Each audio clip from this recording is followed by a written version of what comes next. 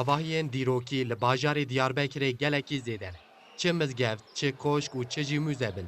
Ev avahî yekser balê dikişîne. Ji bo vê yekê jî xwedî sermiyan, ciyên dîrokî dikin navenda bazirganiyê. Karsaz qesr û qonaqên Diyarbekirê dîşkavilbûnê xilas dikin û wan dixin ciyê karsaziyê. Li vê derêje ana şûnde ew ê ev derbibe kafe û restorant.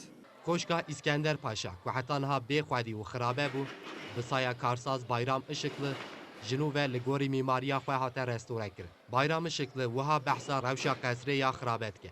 Tariha ve 151 sale İskender Paşa 12. vali. Vakti ve de vali bu. Malayı ve de bu. Konağı ve de İskender Paşa konağı.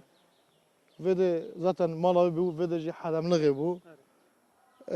İkametgah vali bu ve de. Işıklı diyar dike ku ciyên wiha dîrokî li gorî silûeta bajarê Diyarbekirê. Ve de usa ciki vekin hem de bejin hem bona Diyarbakır, bona turizmi, bona halkımı em hemû tarihi xwe bizanibin, halkı xwe de milletê xwe de hizmet bikin. Vakti başka memlekete, başka ülkede turist, yabancı hatun ve de tarihime, kültürime, mutfağıma, zenginliğime, maksat bibinin.